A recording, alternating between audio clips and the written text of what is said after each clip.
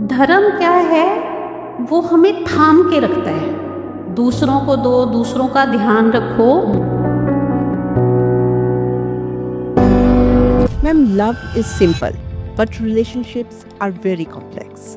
Ego clashes, बहुत सारे comparisons, too much expectations. नजरिया बदलता है तो सीन भी बदलते हैं। एक ना चीज़ होती है spirituality और एक होता है religion.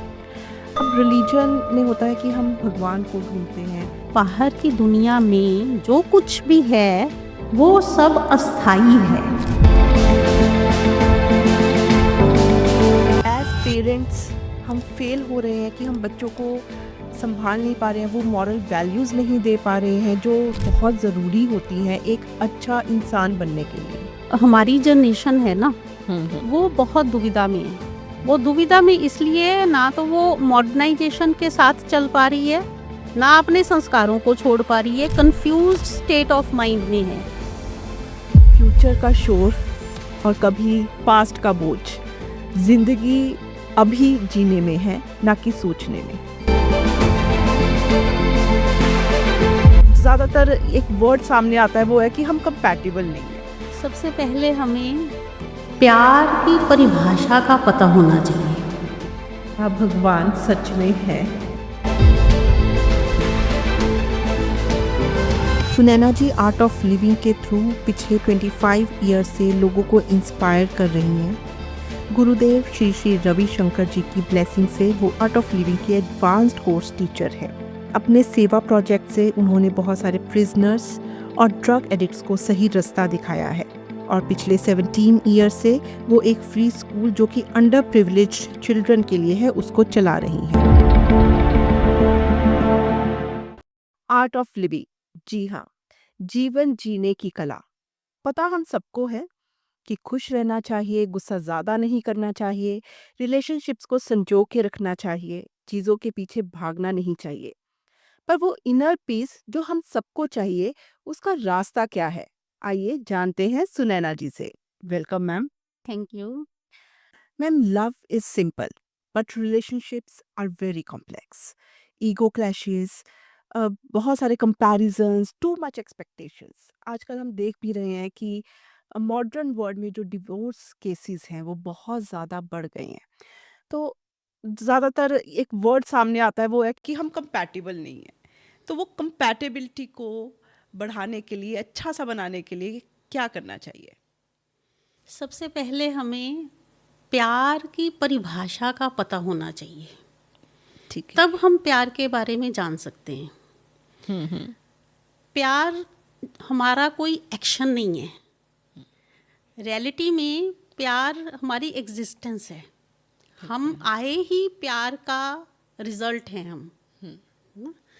सो अगर इस प्यार को हम समझ लेते हैं कि सिर्फ मांगना, कंपैरिजन करना, तुम ज़्यादा करते हो मैं कम करता हूँ, तो वो प्यार नहीं है। क्योंकि प्यार वो है जो सिर्फ देना जानता है। और जहाँ तक आजकल लोगों की अंडरस्टैंडिंग में प्रॉब्लम्स आ रही हैं, डाइवोर्स केसेस हो रहे हैं, लोग एक दूसरे को कंपैटिबल नहीं समझ रहे हैं अपने साथ, उसमें थोड़ा सा कारण बेसिक ही है कि हम अपने आप को ही जान नहीं पाए। हम अपने आप को जानते नहीं हैं, इसलिए हम बाहर दूसरे लोगों के साथ अपना कोऑर्डिनेशन जो है वो अच्छी तरह से नहीं बना पाते। सबसे पहला पर्सनली हमें अपने आप से शुरू करके संसार को जानना होता है। जबकि आज के दौर में मॉडर्न वर्ल्ड में लोग आउट गोइंग ज़्यादा हैं और इनर वर्ल्ड का पता ही नहीं है कि अंदर भी एक क्या चल बहुत रहा है? सारी दुनिया है ना? बिल्कुल. उसको जान लेंगे तो धीरे धीरे हमें अपने जीवन की रियलिटीज़ का पता लगेगा कि अगर मेरे अंदर ये कुछ कमी है, कुछ नेगेटिव है, वैसे ही सामने वाले के अंदर भी है। अगर मेरे अंदर ये पॉजिटिव चीज़ें हैं, मुझे कुदरत ने दी हुई हैं, तो सामने वाले को भी दी हुई हैं। तो उसमें पॉजिटिव नेगेटिव दोनों हैं। पर हम क्या है कि अपने जीवन में अपने लिए सिर्फ पॉजिटिव पॉजिटिव लेना चाहते हैं। वहाँ पर फिर कहीं ना कहीं वो कंट्रास्ट जो है वो पैदा होते हैं।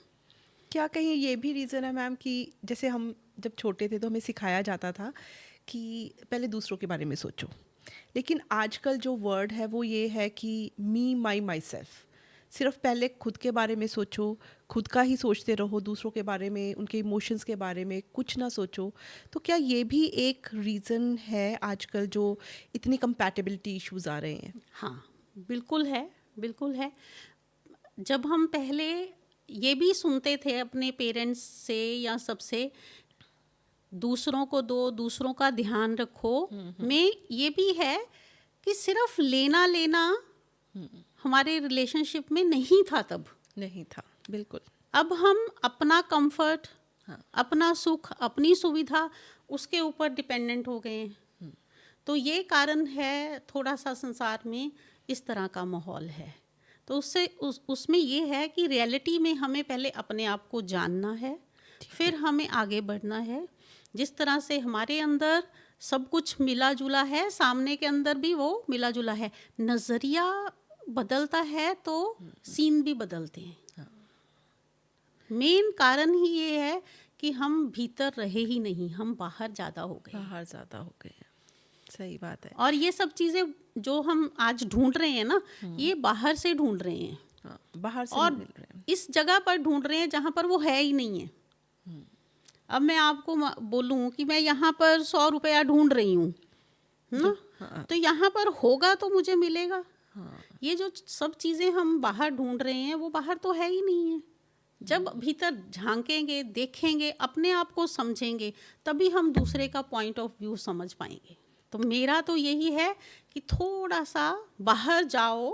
जैसे हम सुबह में काम के लिए निकलते हैं, बट लौट कर रात को वापस घर आते हैं, इसी तरह हमें बाहर की दुनिया में भी आगे बढ़ना है, बट सेम टाइम पे हमें वापस अंदर भी आना है। मैम अभी ना रिसेंटली कुछ डेज़ पहले ही एक एक्सीडेंट हुआ जिसमें सिर्फ 14-15 साल के बच्चे थे और कोई 10th 11th के बच्चे ही थे। और वो स्नीक आउट किया उन्होंने, मतलब कि रात को बिना बताए पेरेंट्स को वो बाहर चले गए और 1:30-2 बजे ये एक्सीडेंट हुआ और पेरेंट्स को पता ही नहीं है। क्या एज पेरेंट्स हम फेल हो रहे हैं कि हम बच्चों को संभाल नहीं पा रहे हैं, वो मॉरल वैल्यूज़ नहीं दे पा रहे हैं जो बहुत ज़रूरी होती हैं एक अच्छा इंसान बनने के लिए? इसमें पर्सन टू पर्सन वेरी करता है। अदरवाइज देखें तो जो हमारी जनरेशन है ना, वो बहुत दुविधा में है। वो दुविधा में इसलिए, ना तो वो मॉडर्नाइजेशन के साथ चल पा रही है, ना अपने संस्कारों को छोड़ पा रही है, कंफ्यूज्ड स्टेट ऑफ माइंड में है। हाँ, बोलते भी है कंफ्यूज जनरेशन है। हाँ, ये कंफ्यूज, सच में उनका कंफ्यूज जनरेशन नहीं है, ये state of mind he confuse है सबके। हमें ये नहीं समझ आ रहा कि जो मॉडर्नाइजेशन में बच्चे हमारे जा रहे हैं कि हम उनको साथ दें या अपनी वैल्यूज़ को भी साथ में ब्लेंड करके उनको दे दें, क्योंकि हम कहीं ना कहीं खुद ही उखड़ गए हैं। जब हमारा पार्टी में जाना, लेट नाइट आना, क्लबिंग करना, किटीज़ में जाना, ये सब माहौल घर पे होता है, तब बच्चों के अंदर भी वही चीज़ें डेवलप होती हैं। कभी हमने नहीं बच्चों को बोला कि शाम का टाइम है। आजकल आप पूछ के देखो, what is Sandhya, what is Sandhya Vandan. जब हमने बच्चों को सिखाया ही नहीं है कि संध्या के टाइम में लाइट ऑन करके कुछ क्षण अपने साथ आंखें बंद करके बैठते हैं, हाँ, तो वो बच्चों में कहाँ से आएगा? मुझे तो लगता है कि बच्चों से पहले हमें पेरेंट्स को सिखाना चाहिए, ज़्यादा ज़रूरी है, बहुत ज़रूरी है।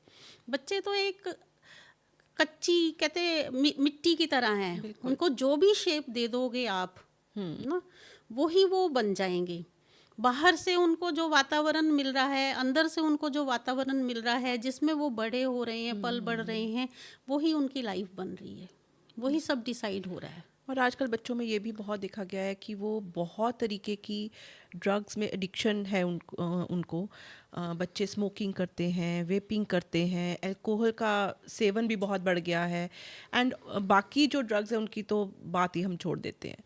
और आपने काम भी किया हुआ है ड्रग डी एडिक्शन में, तो क्या रास्ता अपनाना चाहिए पेरेंट्स को या एक एज अ सोसाइटी हमें, ताकि जो ये ड्रग्स का मिनेस है इसको हम जड़ से उखाड़ दें? सबसे पहले निधि, जो मुझे लगता है ना, आजकल की सबसे बड़ी जो बीमारी है वो है अकेलापन।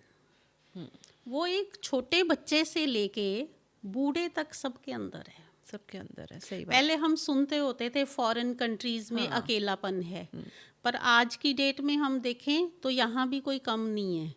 एक बच्चे को आप शुरू से ही एक मेड के साथ देखते हो, वो कनेक्शन, वो प्यार, वो वाइब्स जो हमारे अपनों से मिलती हैं हमें, उसकी कमी शुरू से ही पड़ गई है अंदर, बिल्कुल। ना। वो अकेला रहना ही सीख गए हैं। उनको अब लगता है कि यही फ्रीडम है। और जब धीरे धीरे वो बड़े होते हैं तो तब उनको रियलाइज होने लगता है कि ये फ्रीडम नहीं, ये अकेलापन है। फिर वो कोई साथी ढूंढते हैं। अच्छा, फिर जब पहले साथी हमारे क्या होते थे, हमारे दोस्त होते थे, बिल्कुल ना, हमारे पड़ोसी भी होते थे, हमारे रिलेटिव्स होते थे जिनके साथ हम बात कर सकते थे। तो आज की दुनिया में सबको अपनी स्पेस चाहिए, सबको अपना फ्रीडम चाहिए, Privacy तो चाहिए। वो कनेक्शन ही नहीं बना पाते। जब ये कनेक्शन नहीं बनता तो खालीपन अंदर से उनको समझ नहीं आ रहा कि ये किस चीज़ का खालीपन है, तो वो फिर ऐसी चीज़ों का सहारा लेते हैं। और हमने 7-8 साल लगातार अच्छा। ड्रग डी एडिक्शन के ऊपर काम किया। Door Okay. स्टेप्स पे जाकर हम कैंप्स लगाते थे। ओके आर्ट जी। ऑफ लिविंग की तरफ से free of cost everything. Okay. Course भी फ्री देते थे, मेडिसिन भी फ्री देते थे, Okay. उनको काउंसलिंग भी करते थे। और जो डॉक्टर पार्ट था, एम्स के डॉक्टर हमारे साथ आते थे, डॉक्टर पार्ट वो देखते थे। Okay. मेडिसिन के साथ कैसे सुदर्शन क्रिया दे दें, तो उनको ब्लेंड करके 11 दिन का एक कैंप होता था जिसमें Okay. और 90% लोग ओके। 90% लोग क्योर हुए हैं उसमें। Oh wow. और वो लोग क्योर हुए हैं जो अंदर से चाहते हैं कि हम इसको छोड़ना चाहते हैं। हाँ, पर विल पावर। विल पावर कैसे आएगी? जो सुदर्शन क्रिया है उनकी विल पावर को स्ट्रॉन्ग करती थी, मेडिसिन पार्ट उनके फिजिकल लेवल को कंट्रोल करता है, जो फिजिकली उनको फिजिकली विड्रॉल सिम्टम्स आते हैं, ये आता है, तो वो बिल्कुल। उसको कंट्रोल करते थे। और सुदर्शन क्रिया उनकी विल पावर को बढ़ाती थी और जीने की अंदर चाहत आती थी, ठीक होने की एक चाहत आती थी। हम सिखाते भी ऐसे ही थे, भाई बीपी की मेडिसिन खाते हो ना, शुगर हो जाए तो मेडिसिन खाते हो ना, तो ये भी एक बीमारी है। पहले शौक था, अब बीमारी हो गई है। हाँ। तो इसको भी छोड़ो और इसके लिए भी मेडिसिन खाओ। और ये 11 दिन का होता था। ये 11 दिन का कैंप होता था। और निधि, मैंने नोटिस किया है कि वो चीज़ें शुरू होने पे भी कहीं ना कहीं हमारे घर वाले कि तुम काम करो, चलो ले लो थोड़ा बहुत, तुम काम। पिंडों में तो हमने ये चीज़ बहुत नोटिस करी है। कहते हमारी तो माएँ दे देती थी हमें कि तुम काम करो, बस ले लो, सरप्राइजिंग। ले लो। और पहले वो शुगर मेला था, बाद में वो आदत Addiction, बन गई, हाँ। उसके बाद वो बीमारी बन गई। तो ये जो चलता आ रहा है, और बच्चों में अब ये है कि उसके रूप चेंज हो गए हैं। हाँ ना? जी। वो कहीं कहीं बढ़ के, जैसे जैसे मॉडर्न, जैसे जैसे लोगों के पास फैसिलिटीज, सोर्सेज बढ़ गए हैं, उस तरह की चीज़ें भी बढ़ गई हैं। बट बेसिक रूट कॉज जो मुझे ऐसे लगता है कि हमारा वातावरण, सोसाइटी, वातावरण और एक अंदर का अकेलापन, इसको अगर हम थोड़ा सा ध्यान दे दें। मैं ना आजकल एक लाइन के ऊपर बहुत काम कर रही हूँ, मिलना ज़रूरी है। हाँ, बात करनी ज़रूरी है। मैंने ये सोच लिया है कि अब से लेके मैं as a Art of Living teacher, मेरे जितने भी साथ लोग में काम करते हैं, मैं कुछ नहीं करो तुम, ओके, आओ, मिलना ज़रूरी है।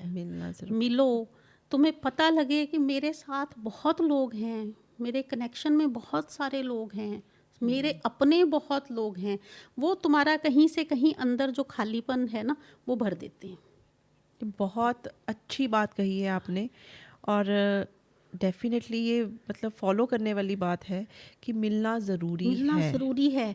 मुझे कल किसी ने बोला ऐसे कि आज छुट्टी थी, बच्चे घर पे थे, बहुत सारा काम था, पर फ़ोन आया हुआ था, हमारा कोई सेवा प्रोजेक्ट चल रहा है, तो उसमें फ़ोन आया हुआ था कि 11:30 पहुंचना है। तो मैं आ नहीं पा रही थी और मेरे को आपकी एकदम से वो दिमाग में लाइन आई, मिलना ज़रूरी है। तो मैंने ऐसा सोचा कि मैं वहाँ जाके कुछ करूँ या नहीं करूँ, पर दीदी की वो बात मैं मानूंगी कि मिलना ज़रूरी है। और आई वॉज सो हैप्पी कि चलो कम से कम लोगों को ये जो खालीपन वाला ना, ये बहुत बड़ी बीमारी है। बिल्कुल है जी, डेप्थ में जाकर देखो कि जड़ है ये जड़ बीमारी है। की। हाँ जी, हाँ जी, स्ट्रेस तो हर चीज़ की जड़ है। सो मैं इस लाइन पे बड़े महीनों से काम कर रही हूँ और मैं आगे भी इसी के ऊपर काम करूँ। कुछ करो, कुछ देना नहीं है, कुछ लेना नहीं है, मिलना ज़रूरी है। बात करो, बात करो। मिलो। और ये चीज़ें हमें बच्चों के साथ भी, आप देखो आज 3 लोग घर पे बैठे हों, तीनों अपने मोबाइल के ऊपर हाँ, बैठे, सब मोबाइल पे बिजी हैं। भाई एक रूल होना चाहिए घर में। टेबल पर आते ही मोबाइल रख दो, आपस में बात करो, तुम्हारी लाइफ में क्या चल रहा है ना? तुम्हें मेरी कहीं ज़रूरत है तो मैं यहाँ पर हूँ, अवेलेबल हूँ, एक दूसरे से बात करो। मैम, आपने प्रिजनर्स के साथ भी बहुत काम करा है और मैं जानना चाहती हूँ कि उनके क्या इमोशंस होते हैं। क्या उनको ये इस बात का रिग्रेट होता है कि उन्होंने कुछ गलत करा, या ये अवेयर होते हैं कि हाँ कुछ गलती हो गई है और वो ठीक होना चाहते हैं, सुधरना चाहते हैं, या उनको कुछ फील ही नहीं होता? वैसे तो निधि आपके ना क्वेश्चन में ही आंसर है पूरा। जो मैंने नोटिस किया है, कहते हैं कि जब पानी बहुत उछल कूद होता है ना पानी में, तो आप अपनी फ़ोटो उसमें देख नहीं सकते, आप अपनी पर जैसे ही हम उनको ये ध्यान सुदर्शन क्रिया कराते थे तो ठहरता था उनका मन। फिर Okay. उसमें से हमें पता लगता था, क्योंकि जब वो उस सिचुएशन में हैं तब तो वो अपना अंदर क्या है नहीं बता पाते, नहीं दिखा पाते, बट जब वो अंदर से शांत होते हैं ना, तब उनको अपनी असली जो तस्वीर है ना वो नज़र आती है। तो कई प्रिजनर्स ने ये शेयर किया कि हमें पता ही नहीं चला कि किस इमोशन ने हमें इतना ज़्यादा ओवर पार कर लिया और हमसे ये हो गया। और हमने भी ये महसूस किया, गुरुदेव भी हमें ऐसा ही बताते हैं कि हर जो व्यक्ति है उसमें एक विक्टिम छिपा हुआ है। प्रिजनर्स जो है ना, वो खुद कहीं ना कहीं उस इमोशन का कभी शिकार हुए हैं जो उनसे गलत काम हुआ है, वो खुद विक्टिम रहे हैं। और गुरुदेव ने प्रिजनर्स के लिए बहुत काम किया है और उनकी रीएस्टेब्लिशमेंट में बहुत काम किया है, क्योंकि जो असली है ना, असली चीज़ जो है ना, वो जब वो थोड़ा सा मन से शांत होते हैं, ठहरते हैं, तब उनको असली अपनी वास्तविकता जो है वो तभी दिखाई देती है। रियलाइज उनको तब होता है, हमने क्या किया, हाँ, और किस फिर इमोशन में किया, और फिर तभी वो बदलना भी चाहते हैं। अगर उसी सर्कल में वो रहते हैं, उनके लिए हम कुछ नहीं करते, उनको चेंज करने के लिए हम कुछ नहीं करते, तो उनका पूरा जीवन वैसे ही निकल जाता है। बट जब चेंजेस आती हैं, मन शांत हो जाता है, थोड़ा अपने आप की वैल्यू, अपनी इम्पोर्टेंस का उनको पता लगने लग जाता है, तब फिर वो बदलना भी चाहते हैं और वो बदलते भी हैं। बदलते भी हैं। यस, आर्ट ऑफ लिविंग में बहुत सारे ऐसे लोग आए हैं जो इवन की टीचर भी बन गए हैं कुछ लोग। अच्छा, प्रिजनर्स जो टीचर्स बन गए हैं, वाओ दैट्स ग्रेट। मतलब और लोगों को वो चेंज कर रहे हैं नेचुरली। उनकी लाइफ में उनको इतना कुछ मिल गया तो उन्होंने ये देखा कि अब हमें बांटना है ये। सुनैना जी, एक ना चीज़ होती है स्पिरिचुअलिटी और एक होता है रिलीजन।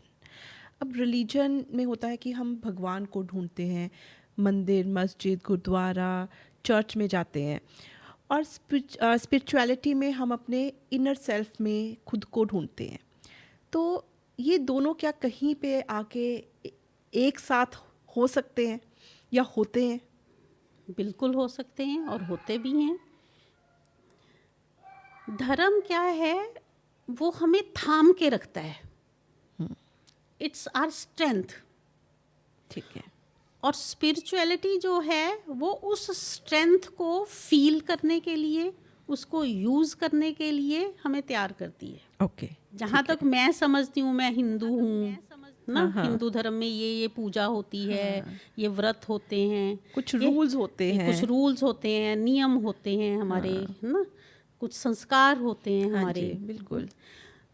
तो स्पिरिचुअलिटी उनको अच्छे तरीके से उनका रिजल्ट लेने के लिए, उनको अनुभव करने के लिए हमें तैयार करती है। आपका अंदर अगर स्ट्रेस से भरा हुआ है, ओवर थिंकिंग कर रहे हो आप, आपका ध्यान कहीं और है और आप पोथी खोलकर पाठ कर रहे हो, हाँ। ना, जो भी आपका धर्म है उसको आप फॉलो कर रहे हो, ध्यान कहीं और पड़ा हुआ है, तो उसका फिर हमें जो बेनिफिट मिलना था वो नहीं मिल रहा। बिल्कुल। स्पिरिचुअलिटी क्या करती है, आपको आपके अंदर से आपके असली रूप के साथ जोड़ती है, तब आप फिर उसको अच्छी तरह से थामने के काबिल हो जाते हो।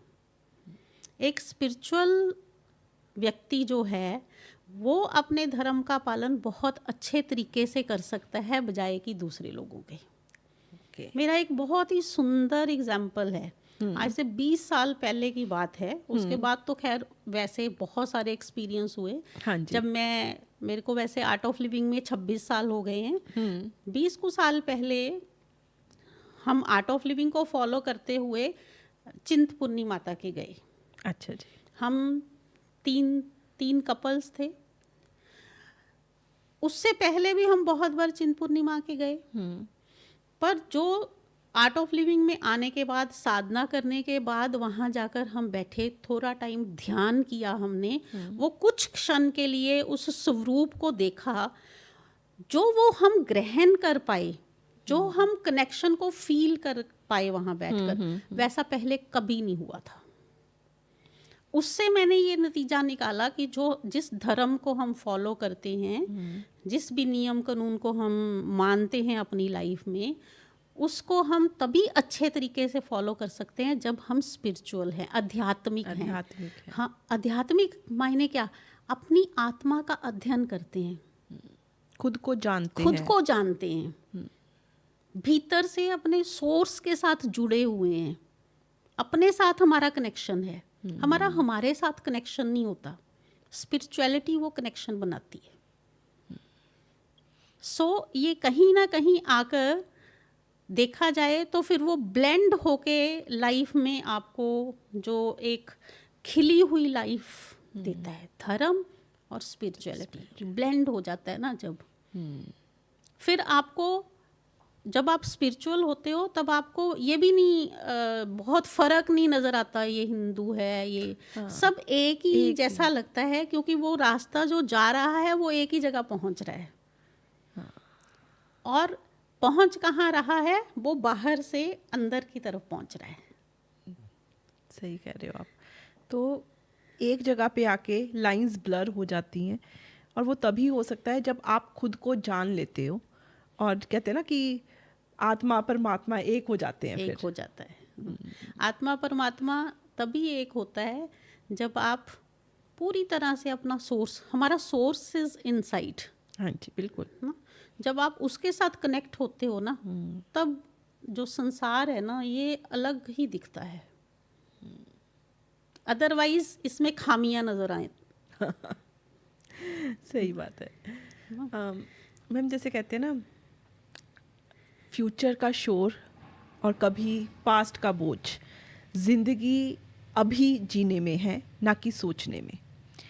तो क्या होता है कि हम ओवर थिंक करते रहते हैं, कभी अपने पास्ट में जो हमारी लाइफ में हुआ उसको सोच सोच के परेशान होते रहते हैं, कभी फ्यूचर में क्या होगा उस फियर से, तो उसको सोच सोच के हम परेशान होते रहते हैं।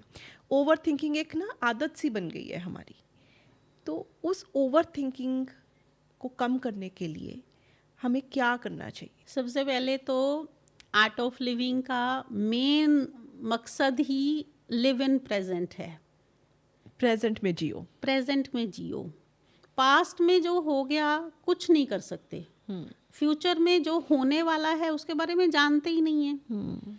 आज जो जी रहे हैं, जो आज के हमारे एक्शंस हैं, वही हमारे फ्यूचर है। कैसे एक्शन कर रहे हैं हम, कैसी सोच रख रहे हैं हम, वही हमारा फ्यूचर है। वो तभी अच्छा होगा जब हम प्रेजेंट में जिएंगे।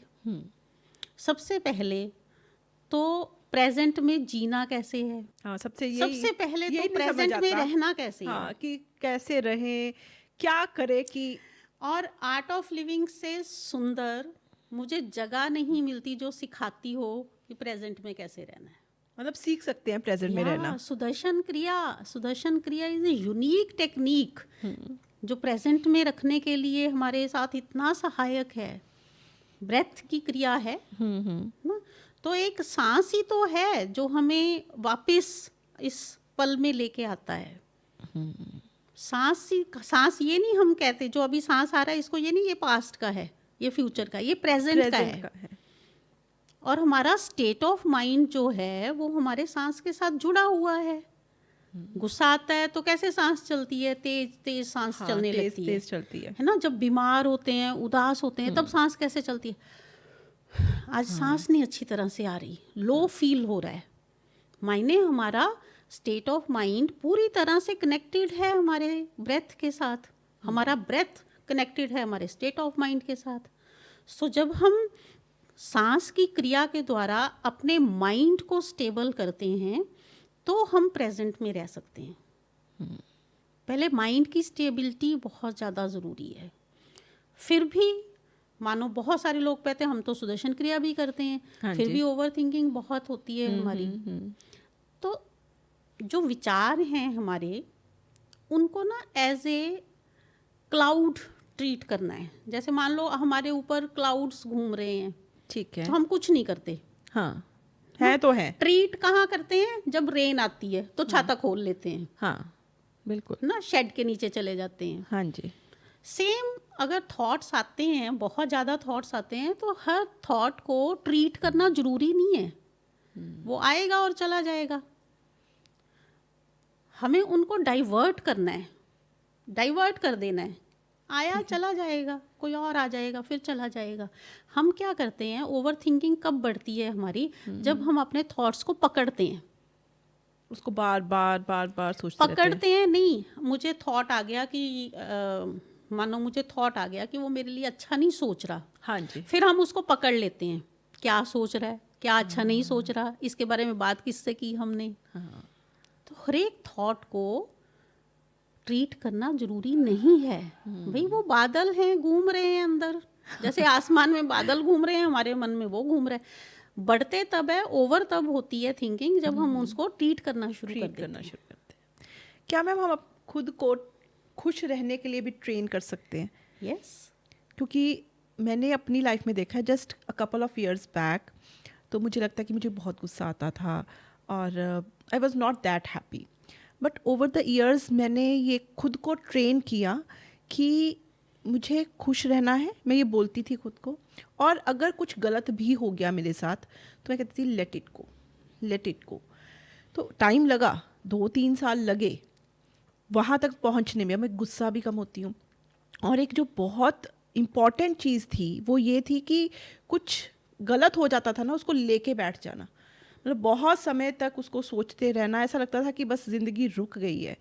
तो खुद को वो ट्रेन करते रहे कि नहीं, अब ऐसी सिचुएशन आएगी ना तो ज़्यादा रिएक्ट नहीं करना है। बस 2 चीज़ें मैंने सीखी कि एक तो ज़्यादा उसी वक्त रिएक्ट नहीं करना है, थोड़ा वक्त लो और उसके बाद रिएक्ट करो, उससे बहुत फ़र्क पड़ा। और एक ये कहते रहना कि let it go, let it go, उससे भी फ़र्क पड़ा।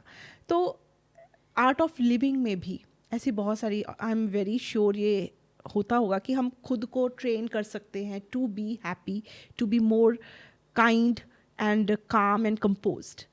तो कितना वक्त में कोई बंदा अपना ये जर्नी कर सकता है कंप्लीट? चाहत पे निर्भर करता है, कितना चाहते हो आप अपनी लाइफ में ऐसा सुधार हो जाए ना, चाहत पे निर्भर करता है। पर टूल्स तो हैं, कर सकते हैं। यस। 2 बहुत ही सुंदर वर्ड्स हैं जो हम आर्ट ऑफ लिविंग में यूज़ करते हैं, let go and so what so what ना। And let go. Let go ना, अगेन वही बात आ जाती है कि हम कब रिएक्ट करते हैं, जब हम हमारे साथ हुए किसी घटना को या किसी व्यक्ति को पकड़ लेते हैं, लाइक थॉट्स, हम उनको ट्रीट करने लग जाते हैं, तब हम रिएक्ट करते हैं। अदरवाइज जैसे आपने बोला कि मैंने सोच लिया कि उस टाइम पे रिएक्ट नहीं करना, हाँ, ना, बट रिस्पॉन्ड करना है। हाँ जब हम इमीडिएट किसी चीज़ को देते हैं रिएक्शन ना, तो उसके रिजल्ट थोड़े नेगेटिव आते हैं। बट बिल्कुल। थोड़ा जब हम ठहर कर उसको रिस्पॉन्ड करते हैं तो पॉजिटिव रिजल्ट आने के चांसेस ज़्यादा बढ़ जाते हैं हमारे पास। थोड़ा सोच लेते हैं, समझ लेते हाँ, हैं।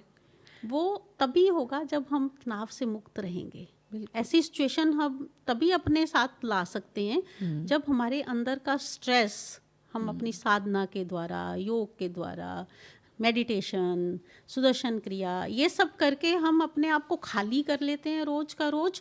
तब हम ऐसी सिचुएशंस को बहुत अच्छे से फॉलो कर सकते हैं। सो व्हाट, दुनिया में इतना सब कुछ हो रहा है, मेरे साथ इतना सा कुछ हो गया तो सो व्हाट। क्योंकि एक मन में ख्याल भी आता है, मैं ही क्यों, ये भी बहुत लोगों में है कि मेरे साथ ही ऐसा क्यों हुआ। इसका आंसर मैं आपको दूंगी, ठीक है जी। पक्का। मैम एक जैसे मटेरियलिस्टिक वर्ड है, हम बहुत सारी चीज़ों के साथ हमारा मोह हो जाता है, लोगों के साथ तो होता ही है लेकिन चीज़ों के साथ भी हो जाता है।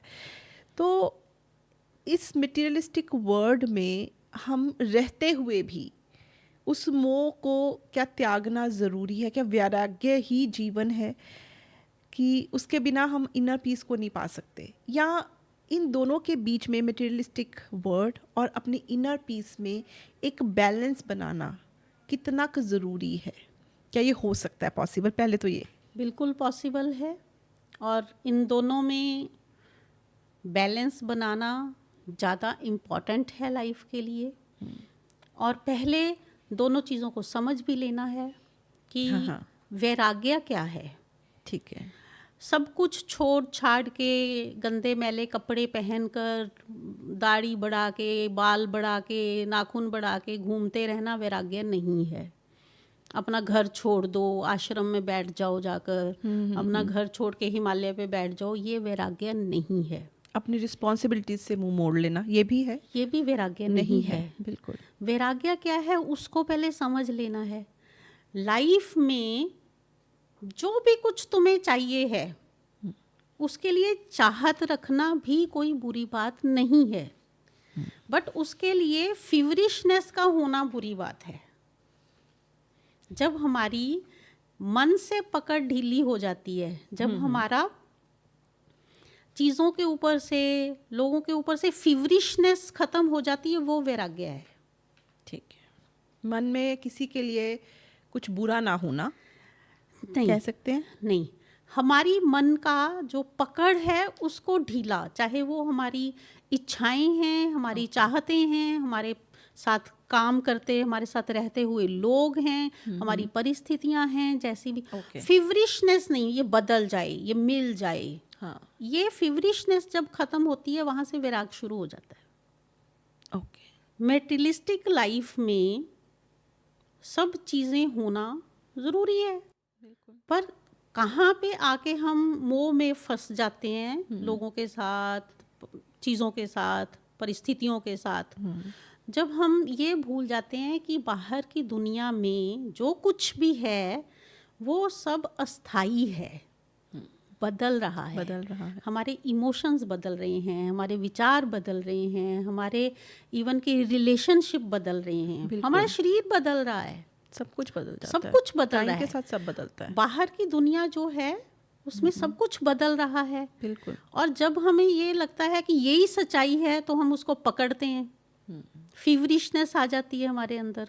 तो वैराग की कमी और बाहर की दुनिया के ऊपर पकड़, ये हमें फिर उस स्थिति में नहीं आने देती जहाँ पर विराग और बाहर की दुनिया का जो एक कॉम्बिनेशन है लाइफ का, ना, वो सुंदरता लाइफ की वो फिर हम अनुभव नहीं कर पाते।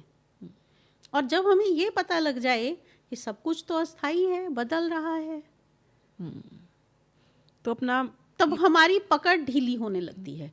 मायने रियलिटीज ऑफ लाइफ जो है वो हमें स्पिरिचुअलिटी सिखाती है।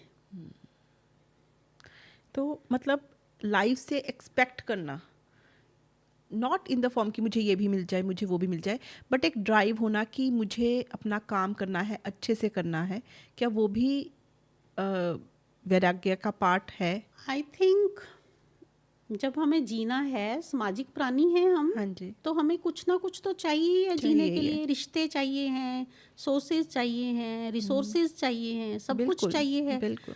वो चाहिए है जो है वो एक इच्छा जो हमारे मन से उत्पन्न होती हैं, और वो जो फोर्स है उन इच्छाओं को पूरी होने के लिए, एक ड्राइव जिसको हम बोल सकते हैं, वो आत्मा से प्रेरित होनी चाहिए। ठीक है। इच्छा मन की उपज है। सो डिजायर वर्सेस ड्राइव। यस, इच्छा जो है वो हमारे मन की उपज है। मुझे अब ऐसा चाहिए, मुझे अब ये बंदे के साथ रिलेशनशिप चाहिए, मुझे अपने बच्चों का प्यार चाहिए, मुझे ये चाहिए। ये इच्छाएं जो है वो मन का एक उपज है। बिल्कुल। उस उपज को, उसको फोर्स कहाँ से मिलनी चाहिए? वो हमारे इंटेलेक्ट और माइंड से नहीं मिलनी चाहिए, वो हमारी आत्मा से मिलनी चाहिए।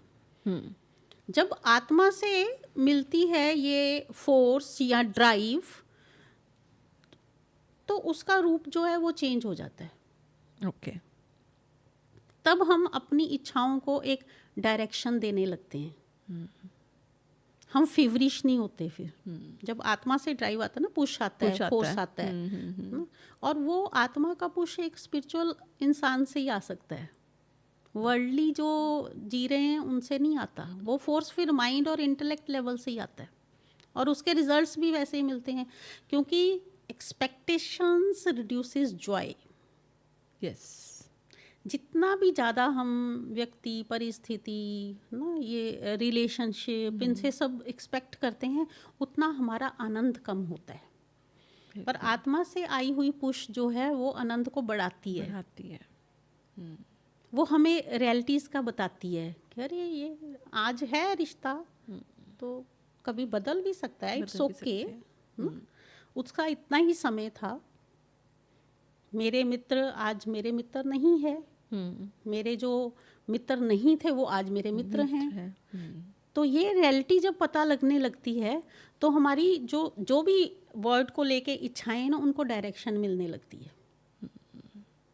कभी कभी ऐसा भी होता है मैम कि हम एक गोल सेट कर लेते हैं अपनी लाइफ में कि मुझे ये चाहिए, ये मुझे यहाँ तक पहुँचना है, और फिर हम लग जाते हैं रेस में, भागना शुरू कर देते हैं, और उस रेस में हम अपनी जीवन की छोटी छोटी खुशियाँ वो हम मिस आउट कर देते हैं। क्योंकि लाइफ एक रेस तो नहीं है, ये एक जर्नी है जहाँ आपको रुकना भी है, जहाँ आपको छोटी छोटी जो हमारी डेली लाइफ में जो छोटी छोटी खुशियाँ होती हैं उनको इंजॉय भी करना है, और आगे भी बढ़ना है, अपने गोल तक भी पहुँचना है, पर रेस में नहीं पड़ना है। कुछ भी अचीव करना कोई बुरी बात नहीं है। बुरी बात नहीं है ना? बिल्कुल। कोई भी गोल सेट होना is very very important for the Yes, life. yes. गोल भी सेट होना चाहिए। सफ़र कैसे होना चाहिए वो डिसाइड करना बहुत इम्पॉर्टेंट है। बिल्कुल गोल अचीव करना होना चाहिए, बिल्कुल होना चाहिए। सक्सेस होना है, होना चाहिए ना, आगे बढ़ना है, होना चाहिए।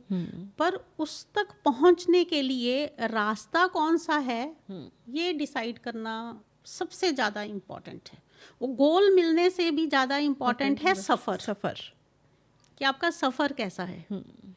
उसमें थोड़ा सा जो मुझे ऐसे लगता है कि हम थोड़ा सा ये सोच लेते हैं कि मान लो मैं जिस एज में मैं इस रास्ते पे आई, उस समय में घर पे क्या था, मैं बिजनेस में अपने हस्बैंड के साथ बैठती थी। ठीक है। और बच्चे छोटे थे, जॉइंट फैमिली थी, तो सबको क्या था, अपने बच्चों की तरफ ध्यान दो, अपने काम की तरफ ध्यान दो ना। ये तुम्हारी कौन सी उम्र है ये सब करने की ना। लोगों को जाके कोर्सेज सिखाओ और अपना घर बार छोड़ दो अपने ये भी कहते हैं ना, उम्र नहीं है तुम्हारी अभी। हाँ उम्र भी थोड़ा सा वहाँ पर हम कहीं चूक जाते हैं लाइफ में। हम सोचते हैं ऐसा रास्ता ऐसा चूज कर लेते हैं, पहले वहाँ पहुँच जाएंगे हाँ और फिर जुड़ जाएंगे। हाँ ये तो बिल्कुल है ना, फिर कहीं पे बैठकर आराम से भक्ति करेंगे, जबकि ऐसा नहीं है। अरे पहले बैठेंगे, शांत हो जाएंगे, खुश हो जाएंगे, स्टेबल हो जाएंगे, तो रास्ता बहुत सुंदर बना लेंगे अपने लिए। ये मैं अपने एक्सपीरियंस से उस समय ये चीज़ मुझे भी नहीं पता थी। हाँ जी बिल्कुल। पर ये मैं अपने एक्सपीरियंस से बात कर रही हूँ कि बस ये था उस समय में एक जुनून था कि नहीं, कुछ करना है सोसाइटी के लिए, नहीं कुछ करना है, जो मुझे मिला है इतना सुंदर ज्ञान मिला है गुरुदेव का, तो मुझे भी बांटना है। एज ए टीचर ही मैं बांट सकती थी, तो मैं बनी टीचर। मेरा 1.5 ईयर का बेटा था जब मैं टीचर बनी, अच्छा, उसको साथ लेके गई थी ओके। ट्रेनिंग के लिए। हाँ, एंड अब मुझे ये रियलाइज होता है कि भाई मंजिल तो मिल गई है जहाँ हम पहुँचना चाहते हैं। पहुंचना क्या चाहते हैं। एक इंसान कहाँ पहुँचना चाहता है? अच्छा उसका बिजनेस हो या अच्छी जॉब हो, है ना, उसके पास रहने के लिए फैसिलिटीज़ हों, उसके बिल्कुल। बच्चे वेल सेटल्ड हो जाएं, एजुकेटेड हो जाएं, यही चाहिए होता यही है ना। चाहिए। तो वहाँ तक पहुँचने के लिए इतना सुंदर रास्ते पे चल पड़े, इतना सुंदर रास्ता गुरुदेव ने दे दिया कि 25 साल ड्रीम की तरह निकल गए। यहाँ पे कहीं हमें हमारी सोच को बदलना पड़ेगा कि वहाँ पहुँचकर फिर जुड़ जाएंगे। अभी तो बच्चे छोटे हैं, अभी तो ये है, अभी तो वो। भाई इसको साथ साथ करोगे, अंदर की दुनिया को अगर सेटल करके चलोगे तो बाहर की दुनिया ऑटो मोड पे भी सेटल हो जाती है। ये मेरा एक्सपीरियंस है। और मैंने देखा भी है, मैंने सर को भी देखा, प्रदीप सर को भी देखा, वो आपकी कितनी केयर करते हैं, आपका कितना सपोर्ट करते हैं। मेरा तो सपोर्ट सिस्टम ही वो है। मुझे 25 साल में जो पुश और जो सपोर्ट मेरे हस्बैंड ने दी है, मुझे नहीं लगता कि बाहर से मैं कहीं एक्सपेक्ट कर सकती हूँ ये चीज़ें। मैम, जैसे हम गोल की बात करते हैं तो बहुत लोग अचीव करना चाहते हैं उस गोल को, तो एक आजकल बड़ा आता है power of manifestation. So power of manifestation क्या एक्चुअल में वर्क करती है? बिल्कुल करती है। करनी कैसे चाहिए, मतलब मैनिफेस्टेशन करना कैसे चाहिए? उसमें मैनिफेस्टेशन होता है, उसमें करना नहीं पड़ता। ओके। 2 स्टेप्स उससे पहले हैं। जो भी हम मैनिफेस्ट कर रहे हैं या करना चाहते हैं अपनी लाइफ में या अपने बिजनेस के लिए या अपने किसी भी चीज़ के लिए, पहला स्टेप इज इंटेंशंस क्या हैं, उस गोल को अचीव करने के पीछे की इंटेंशंस क्या हैं। कभी हम ऐसे इंटेंशंस के साथ चल पड़ते हैं जिसमें हम किसी दूसरे का नुकसान भी कर देते हैं। बिल्कुल। किसी दूसरे के लिए बुरा हो जाए उसको हम ध्यान में नहीं कंसीडर रखते नहीं हैं, करते हैं। है ना। इंटेंशन क्या है, ठीक है। फिर उस पर आप अटेंशन कैसी दे रहे हो। इंटेंशन बहुत अच्छी है, मैं सेवा करना चाहता हूँ, पर कुछ कर नहीं रहे हैं। पर उस पर अटेंशन क्या दिया कि अभी तो बहुत सर्दी है, अभी तो मैं बीमार हूँ, अभी तो मेरे घर में गेस्ट आए हुए हैं। कंडीशंस के साथ हम अटेंशन दे रहे हैं उसको। तो वैसा ही मैनिफेस्टेशन होता है। मैनिफेस्ट होती हैं चीज़ें। आपने कई लोगों को ऐसे देखा होगा, अरे यार इतना सब करते हैं पर रिजल्ट नहीं आता, रिजल्ट नहीं आता। वो कंटेंटमेंट का लेवल नहीं फील होता। हाँ। इतना सेवा करते, आपने देखा बहुत लोग लंगर लगाते हैं, बहुत लोग चीज़ें बांटते हैं, बहुत लोग, पर एक तृप्ति की वो नहीं आती है। नहीं आती है। तो उसमें मेन क्या है, किस इंटेंशन के साथ कर रहे हैं। क्या हम सिर्फ अपना नाम लिखवाने के लिए डोनेट कर रहे हैं, हमारा अखबार में आ जाए इसलिए डोनेट कर रहे हैं, और फिर उस पर अटेंशन क्या दी हमने, गाड़ी में सामान भरा और ड्राइवर को भेज दिया, जाओ दे आओ। मैनिफेस्टेशन वैसा ही होगा। मैनिफेस्टेशंस आर देयर, बट किस स्टेप्स में से निकल कर वो मैनिफेस्ट होता है। तो intention, intention, Intention, attention attention and manifestation, and manifestation, तो ये 3 ये स्टेप्स हैं। स्टेप्स हैं। और लॉ ऑफ अट्रैक्शन, ये तो अमेजिंग थिंग है, अमेजिंग। मतलब आप जो चाह रहे हो तो यूनिवर्स अपने आप आपको वो चीज़ दिला देता है। उसमें कि उसमें भी ऐसे हैं। उसमें भी ऐसा है। मैनिफेस्ट, देखो आप मैनिफेस्टेशंस तो ये 2 स्टेप से हो गई आपकी। हाँ जी। लॉ ऑफ अट्रैक्शन कैसे वर्क करता है कि जो आपके भीतर है वो आपके सामने आएगा। ठीक है। फॉर एग्जाम्पल कि मैं ये मन में ऐसा थॉट लेके चलती हूँ कि मेरे को कोई कमी ही नहीं है किसी चीज़ की, आसपास में भरा हुआ है सब कुछ, प्रेम भर भर के आ रहा है और मैं हर चीज़ के लिए आभारी हूँ, मुझे कोई कमी ही नहीं है। जैसा आपने वो थॉट प्रोसेस अपना कैरी करके रखा है, जैसी इमोशंस आपने कैरी करके रखी हुई हैं, वो ही अट्रैक्ट होती हैं आपकी तरफ। ये नेचर का लॉ है। जहाँ पे आपके थॉट प्रोसेस में चलता है ये कमी है, ये कमी है, मेरे साथ ही ऐसा क्यों है, तो फिर वैसा ही अट्रैक्ट होता है। मीन्स आपको आपका जो भीतर का एक सिस्टम है ना, उसके ऊपर बहुत सजगता की ज़रूरत है। मैं क्या कैरी करके चल रहा हूँ। मैं एक छोटा सा एग्जांपल देती हूँ। मेरे साथ तकरीबन रोज कुछ ना कुछ ऐसा होता है। अरे कोई कमी ही नहीं है। घर में शुरू में ही सबने सिखा दिया, मम्मा ने, दादी नानी ने, सबने, कि ये नहीं बोलते ख़त्म हो गया। हाँ, ये बोलते हैं कि ले आओ, थोड़ा है पर फिर भी ले आओ ना। है नहीं, ये नहीं बोलते। अच्छा, पैसे ख़त्म हो गए हैं, पैसे हैं नहीं, ये नहीं बोलते। वो शुरू से एक संस्कार अंदर था, है नहीं बोलना, है पर थोड़ा और चाहिए, दे दो। ठीक है। तो वो कैरी करते करते अभी बोलता है, अरे मेरे घर में तो बहुत है ना, गुरुजी ये भी दे देते हैं, गुरुजी वो भी दे देते हैं, सब कुछ है मेरे। तो वो और आता जाता है। एक छोटा सा एग्जांपल है, मैं सोचूं कि मेरी ना ये चीज़ लाने वाली है ना, पर मेरे को टाइम नहीं मिल रहा है, जो कोई बात नहीं, आ जाएगी, कोई नो फिवरिशनेस ना कि अब भी चाहिए। एंड तो वो कहीं ना कहीं से कोई ना कोई आपको लाकर सामने रख देगा। ये लॉ ऑफ अट्रैक्शन है कि आपको कोई चीज़, पर फिर भी आपको वो नहीं लगता कि अभाव है, अभाव नहीं है, कमी नहीं है किसी चीज़ की। हाँ, वो अंदर से ऐसा फुलफिल समझना उस थॉट प्रोसेस में, वो सिर्फ very, बोलना very नहीं, important। बोलना नहीं है, वो सिर्फ अंदर उसको से वो कैरी करना उसको, हाँ, उसको वही महसूस attract- करना, हाँ, वो अट्रैक्ट होता है। वो अट्रैक्ट होता है जो आप एक्चुअली दिल से चाहते हो। जो आपका हर चीज़ ना हमारी कॉन्शियसनेस की पावर से जुड़ी है। पावर हमारे थॉट्स को, हमारी इमोशंस को, हमारे प्रोसेसिंग को, अंदर से पावर जो है वो हमारी आत्मा से मिल रही है। बिल्कुल। तो आपने अपनी आत्मा को कितना फीड किया है, उस पर डिपेंड करती हैं सारी चीज़ें।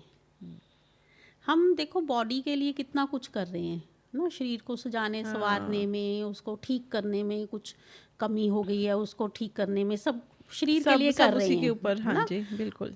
माइंड के ऊपर भी थोड़ा वर्क कर लेते हैं, चलो थोड़ा ध्यान कर लेते हैं, स्टेबिलिटी आएगी, शांत हो जाएगा ना, सब कर रहे हैं। पर कभी हमने सोचा नहीं है कि हमारी जो कॉन्शियसनेस है उसका पावर इन सब चीज़ों से ज़्यादा है।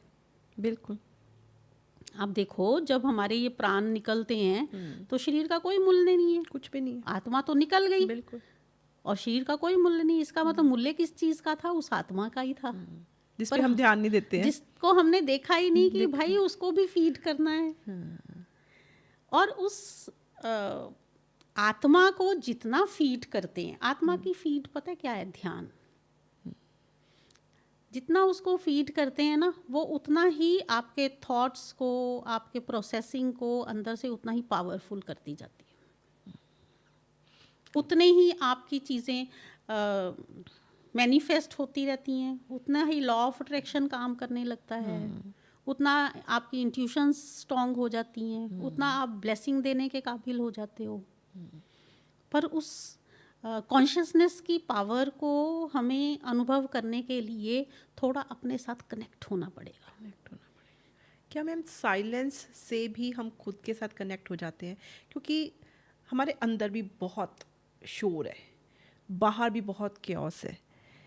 तो जब हम साइलेंस में जाते हैं तो ऐसा नहीं होता कि बहुत सारे थॉट्स एकदम से बहुत सारे आने शुरू हो जाते हैं। तो वो साइलेंस के साथ कैसे हमें वर्क करना है वो भी बताइए प्लीज़। साइलेंस जो है वो हमारे को अंदर से कनेक्ट करने के लिए बहुत बड़ा साधन है। ओके। जो अंदर तूफान उठते हैं ना, उन तूफान की गति का, उस तूफान की इंटेंसिटी का हमें साइलेंस में ही पता लगता है कि मेरे अंदर ये तूफान है। ओके। चलते फिरते बोलते काम करते हमारे अंदर के तूफानों का हमें नहीं आइडिया लगता। बिल्कुल। जब हम बैठते हैं चाहे थॉट्स आई जाएं, चाहे तूफान अंदर उठता रहे, चाहे इमोशन, आपने देखा होगा, आपने शायद सुना भी होगा, आर्ट ऑफ लिविंग में मैं भी एडवांस्ड मेडिटेशन कोर्स, उसमें भी 72 आवर का साइलेंस होता है। हाँ, मैंने मैं सुना वो है। कोर्सेज लेती हूँ। तो बिल्कुल लोग मैम बोलते नहीं है नहीं। 72 आवर्स, नो, मतलब कोई भी नहीं मौन बोलता। व्रत गुरुदेव रखवाते हैं और गुरुदेव खुलवाते हैं। Almost 3 days. हाँ, ऑलमोस्ट। और उसमें भावनाओं का अंदर तूफान, स्ट्रेस का तूफान, जो वो लोगों को पता ही तब लगता है जब वो अपने साथ बैठते हैं, ध्यान करते हैं, साइलेंस में होते हैं, गहरे ध्यान करते हैं, तब जाके अपने अंदर कनेक्ट होते हैं और अपने अंदर की दुनिया का पता चलता है। अरे ये तो यहाँ। और फिर जो उस दौरान में इमोशंस का अंदर जो इतना भरा पड़ा है, वो कैसे निकलता है, आप इसको एक्सपीरियंस करो कि कैसे खाली होते हैं लोग। लास्ट डे में पहले 3 दिन पूरे गहरे ध्यान में रहते हैं, मौन में रहते हैं, लास्ट डे में ऐसे खिलते हैं, लोगों का इमोशंस का वो सब निकलता है, कोई रो रहा है, कोई हंस रहा है, कोई कुछ। इतना सुंदर एक्सपीरियंस है लोगों का कि खाली हो गए। क्योंकि जो दबे हुए इमोशंस है वो भी Yes, निकलते हैं, yes. पुराने इमोशंस है वो भी निकलते वो हैं। हमारे स्ट्रेस का कारण ही है सारा। ये जो हमारे अंदर दबे हुए इमोशंस हैं, वो हमारे स्ट्रेस का मेन कारण है। कभी हम रोना चाहते तो नहीं रो पाए, कभी हम हंसना चाहते तो नहीं हंस पाए, बाहर की दुनिया को सेट करते रहे और अंदर की दुनिया बिगड़ गई। जब ध्यान में बैठते हैं तभी वो सेट होती है। कम से कम हमें हमारे अंदर के तूफानों के बारे में पता लगता है। पता लगता है, क्योंकि जब तक कोई चीज़ पता नहीं होगी उसको ट्रीट कैसे करेंगे। बस सिर्फ हमने इतना ही सोचा, हमारे ऊपर बोझ है, हमारे ऊपर स्ट्रेस है, हमारे किस ऊपर चीज़ ये का है। है? पर क्या है, रूट कॉज क्या है भाई, बीज क्या है उस चीज़ का? कैसे पता चलेगा जब तक अपने साथ नहीं बैठेंगे कि मेरा रूट कॉज क्या है। एक्चुअल में हमने लाइफ में ना सब चीज़ों की जिम्मेवारियां ना दूसरों के ऊपर डालनी एक आदत है शायद, हाँ। या हमारा बेसिक ही ऐसा है कि अगर हम ना खुश हैं तो इसकी वजह से हैं, खुशी मिली है तो वहाँ से मिली है। कुछ चीज़ ले लिए तो खुश होंगे, नहीं मिली तो दुखी हो हाँ, जाएंगे। वो ये जाना ही नहीं, ये सब बाहर टेम्परेरी है ना। अंदर देखो, हमारे इमोशंस की जिम्मेवारी भी हमारी खुद की है। अगर हम खुश हैं, उसमें बाहर के लोग थोड़ा बहुत उनका कंट्रीब्यूशन है। बिल्कुल। खुश हैं, वो भी भीतर से आई है खुशी, तभी खुश हैं।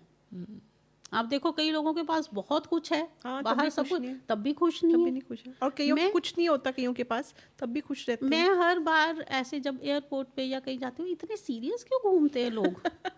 मतलब क्या गुम गया कुछ? आराम से एरोप्लेन पे जाके कहीं जा रहे हो आप, कुछ गुम थोड़ी गया हमारा यहाँ आके ना, कि वहाँ पे हम हंस नहीं सकते, वहाँ पे हम बात नहीं कर सकते भी, ऐसा क्यों?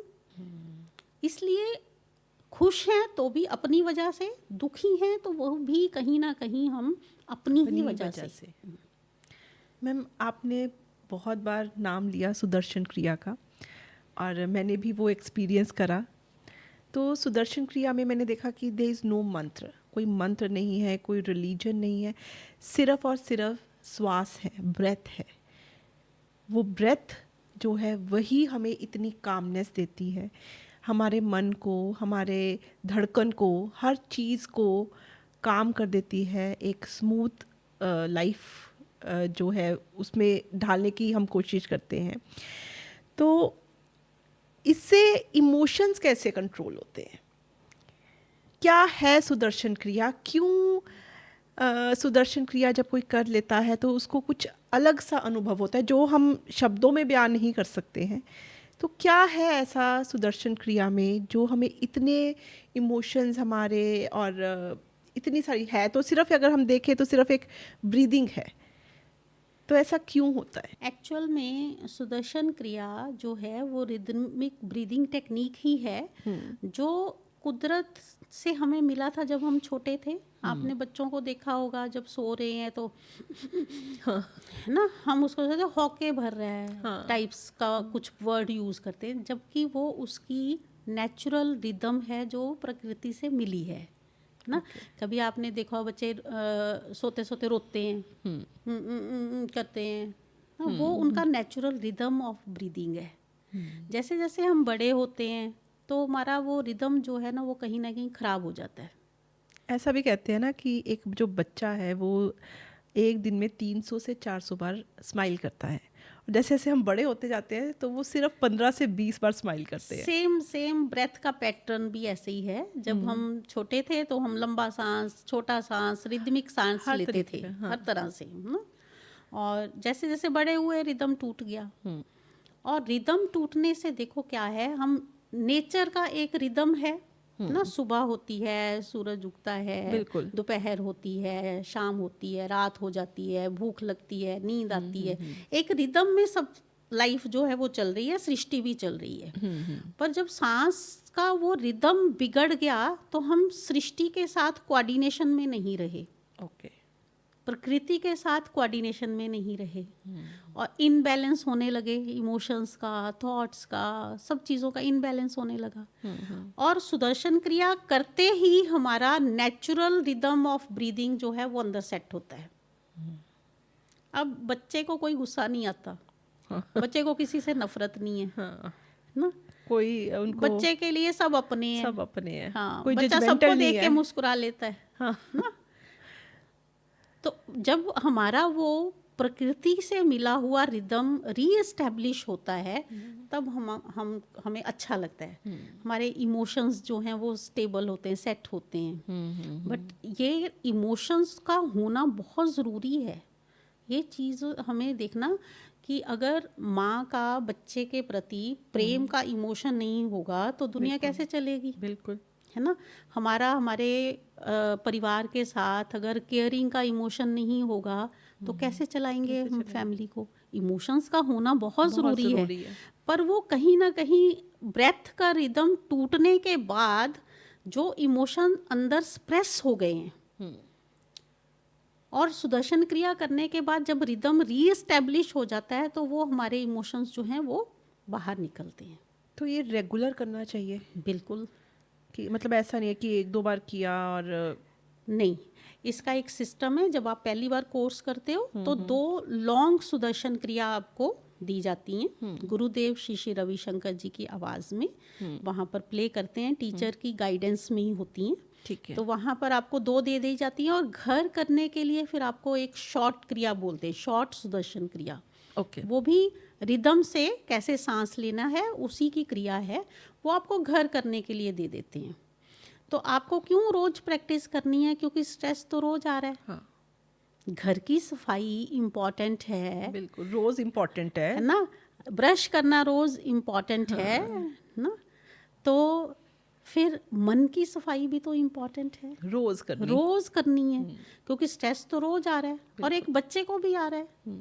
और आर्ट ऑफ लिविंग में 8 इयर्स से लेके 80 इयर्स तक सबके लिए कोर्सेज हैं, सबके लिए अपनी अपनी क्रिया है, सबके लिए। क्योंकि एक बच्चे को भी स्ट्रेस फ्री रहना बहुत ज़रूरी है। बड़ों को तो है ही है बिल्कुल। बड़ों आजकल को तो है ही। सबकी लाइफ में स्ट्रेस बहुत ज़्यादा बहुत है। स्ट्रेस है। बहुत स्ट्रेस है। हाँ, सबसे पहले घर साफ करने से पहले, शरीर साफ करने से पहले, सब साफ करने से पहले मन को साफ मन करो। को साफ और वो 2 तरह से काम कर रहा है। एक तो आपको जो पहले का स्ट्रेस है उसको आप वॉश आउट कर रहे हो, और अगला स्ट्रेस लेने के काबिल भी हो रहे हो। अब तैयार हो रहे हो कि तैयार हो रहे हो, है ना, अंदर से कुछ भी मजबूत आ हो जाए रहे हो, अब। आ जाओ, है ना, कोई बात नहीं।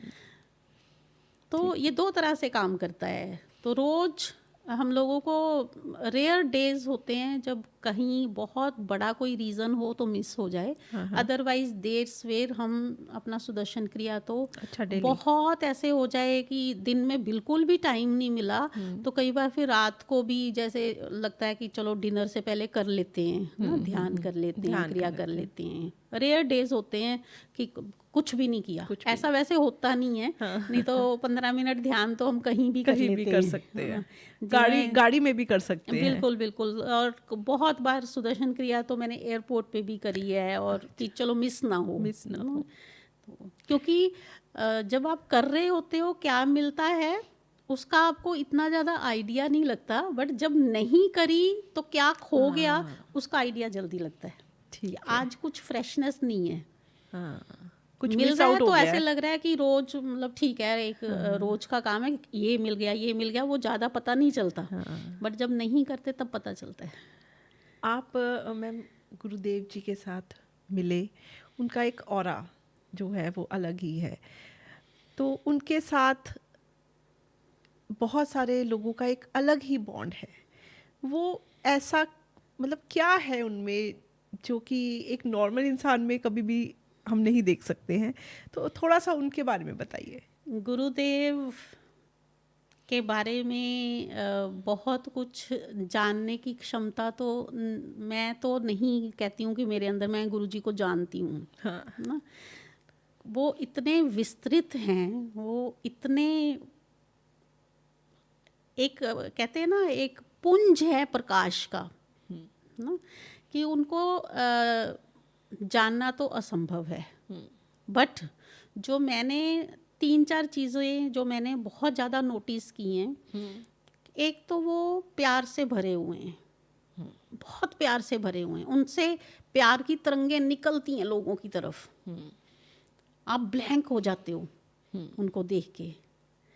और दूसरा जो नॉलेज उन्होंने दुनिया को दी है ना, लिव इन प्रेजेंट, सब अपने हैं, है ना, और opposite values are complementary, accept the people and situations as they are, जो भी उनके 5 उन्होंने मेन पॉइंट्स हमें दिए हैं, वो खुद जीते हैं उसको। वो ज्ञान सिर्फ बांटते नहीं हैं, जब आप उनके पास बैठे हो, बात कर रहे हो आप उनके, तो उन मुझे हमेशा से ये महसूस हुआ है कि बस मैं हूँ अब, वो पूरा प्रेजेंट मोमेंट में मुझे वो दे रहे हैं, अपना ध्यान, अपना प्यार, अपना आशीर्वाद मुझे दे रहे हैं।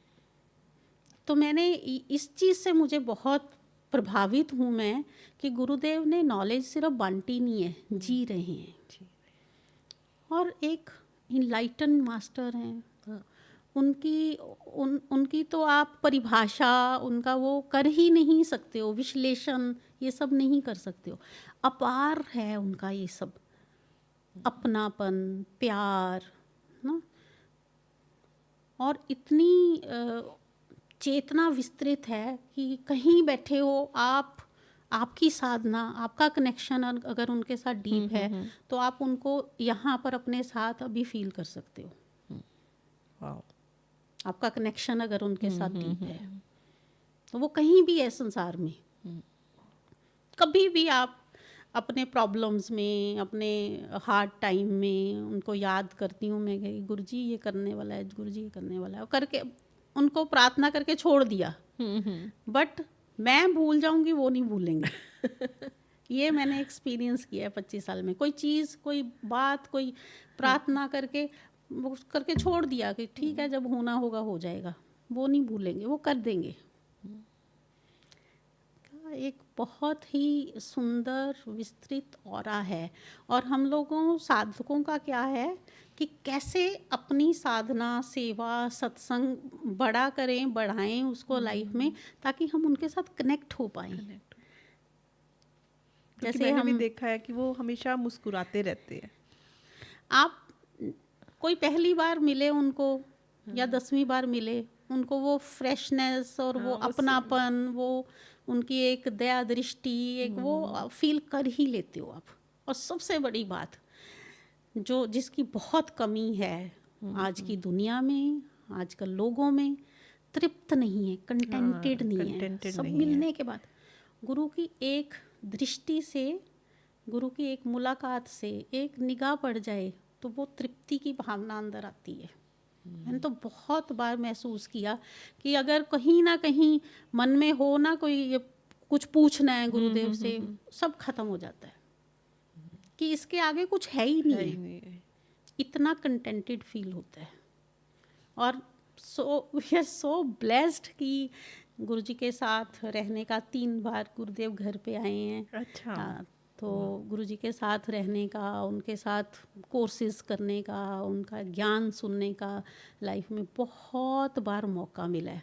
और हर बार एक ही बात मेरे माइंड में आती है कि गुरुजी जो आप जीवन में कर रहे हो ना, इससे ज़्यादा गुरु नहीं कर सकते, इससे ज़्यादा कुछ चाहिए भी नहीं है। चाहिए ही नहीं है। कि अल्टीमेट होता है, हर बार अल्टीमेट होता है कि बस इससे ज़्यादा और क्या चाहिए।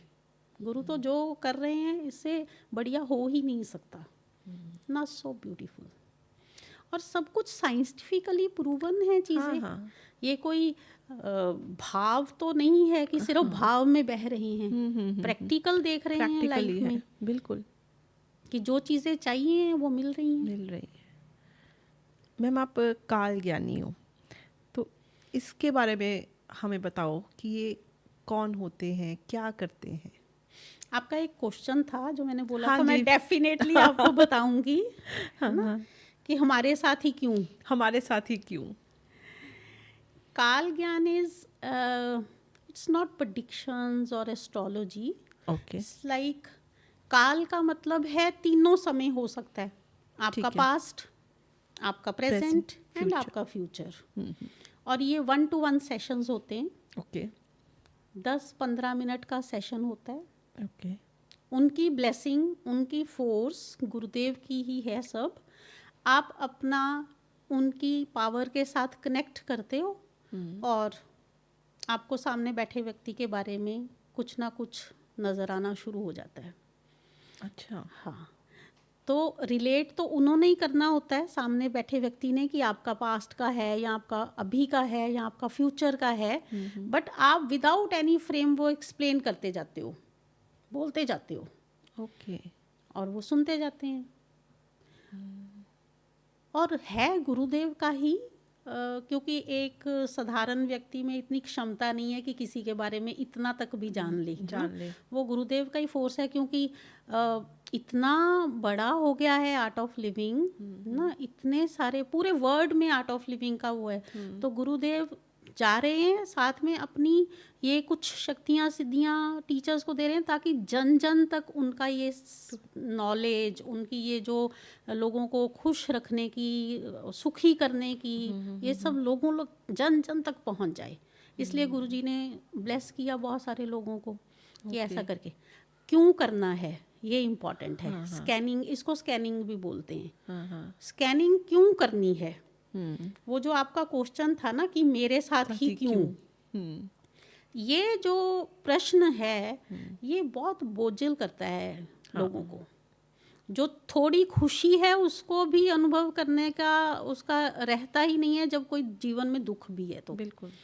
अब जब स्कैनिंग होती है तो उनको मालूम पड़ता है कि पिछले जन्म में मेरा ये रोल था, मैंने ये किया, बहुत सारे लोगों को पता लग जाता है।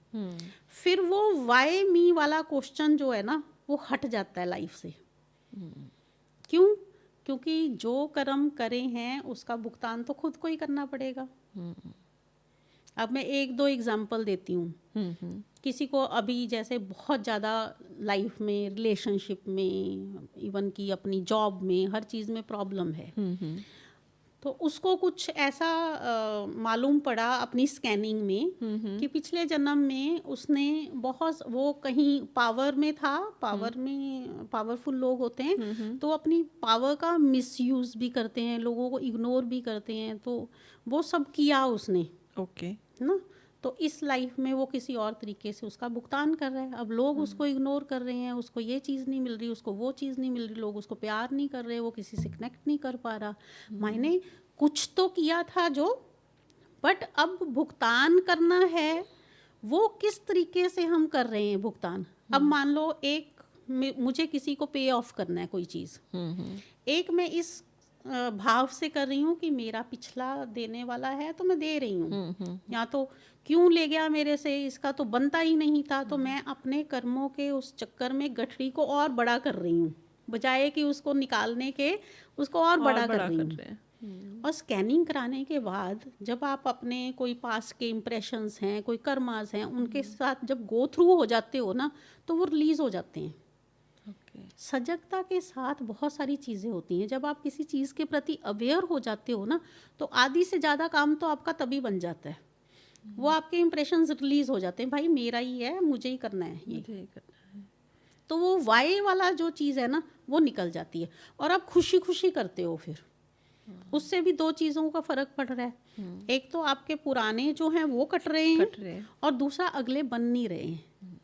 तो मोक्ष क्योंकि- की तरफ जा रहे हैं हम ये करके। देखो, अब फाइल जितनी मोटी है उसको डिलीट करने में उतना टाइम तो लगेगा।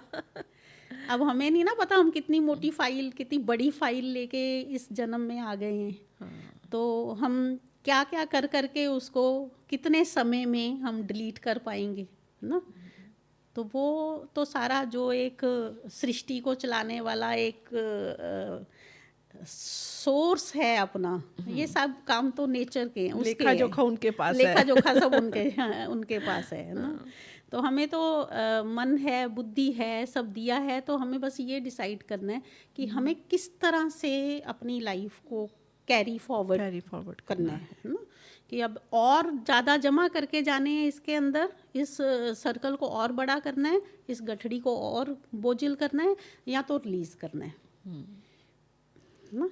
तो वो भी एक ब्लेसिंग है कि पता लग जाए किसी को पता लग जाए कि मैंने क्या गलत किया अपने हाँ कर्मों में। और फिर ये पता लग जाए, थोड़ा बहुत ये झलक आ जाए कि आने वाले समय में अगर इस तरह से हम चल रहे हैं तो बहुत सुंदर है, बहुत अच्छा है।